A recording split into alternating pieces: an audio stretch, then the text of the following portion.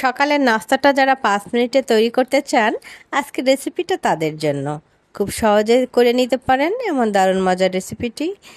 বাচ্চার টিফিন থেকে শুরু করে অফিসে ঝটপট রেসিপিটা তৈরি করে নেওয়া যায়। আমি এর জন্য 3 পিস পাউরুটি নিয়েছি। আমি একটু বড় সাইজের রুটিগুলো নিয়েছি। আর রুটিটা যদি সাম্প্রতি প্রস্তুত করা হয় তাহলে এর ভেতরটা অনেক নরম থাকে, তাই একটু গরম আঁচে যদি সেঁকে নেওয়া যায় তাহলে একটু শক্ত হবে। এজন্য আমি রুটির 3 পিচই এভাবে একটু শক্ত করে নিব। তারপরে একটি পাত্রে আমি নিয়ে নিলাম পরিমাণ মতো চিনি আর একটা ডিম। চিনি আর ডিমটা খুব ভালোভাবে ফেটে নিব। চিনিটা মিহি হওয়া পর্যন্ত আমি ফাটতে থাকবো। এভাবে একটু নাড়াচাড়া করলে কিছুক্ষণ পরে চিনিটা গলে যাবে। ব্যাস, আর কোনো উপকরণই প্রয়োজন নাই। তবে যাদের ডিমের গন্ধটা পছন্দ হয় না তারা কিন্তু এখানে একটু এলাচের ভিতরে যে বিচিটা ওটা কিন্তু গুঁড়ো করে দিতে পারেন, তাহলে আর ডিমের যে গন্ধটা ওটা আর লাগবে না। তারপর আমি পাউরুটির টুকরাগুলো এভাবে আমি দিয়ে দিলাম। আমি 3 পিসই এভাবে করে ডিমের আর চিনির মিশ্রণে আমি এভাবে ডুবিয়ে নিব। খুব ভালোভাবে এপিট ওপিট করে নিলাম। আমার একটা ডিমে কিন্তু 3 পিস খুব ভালোভাবে হয়েছে। আমি 3টাই একের পর এক দিয়ে নিব।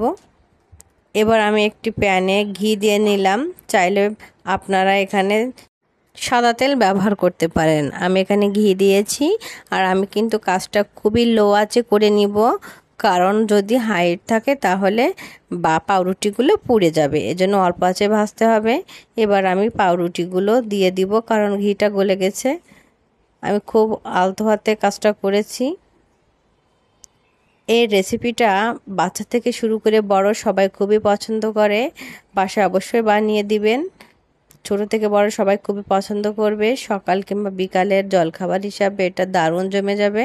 আর বাচ্চার টিফিনে তো কথাই নেই, ঝটপট কিছু বানাতে হলে এটা কিন্তু খুবই দুর্দান্ত একটি স্বাদের রেসিপি।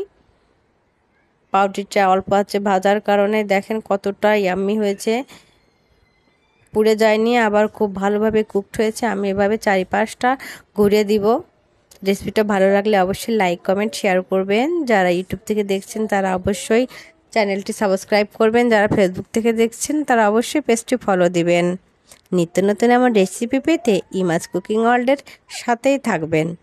আমার কিন্তু রুটিগুলো হয়ে গেল, আমি এবার উঠিয়ে নেব। দেখেন কতটা ইয়াম্মি হয়েছে। মাঝখানটা দেখেই বোঝা যাচ্ছে, আমি একটু কেটে দেখালাম। আমি মধু দিয়ে পরিবেশন করেছি। আমি উপরটা ভিতরটা সম্পূর্ণটা একটু মধু উপর থেকে ছড়িয়ে দিয়েছি। আপনারা চাইলে চিনি শিরা করে করে নিতে পারেন, আর যদি না চান তাহলে এমনিতেই এটা অনেক বেশি মজার হবে। আল্লাহ হাফেজ।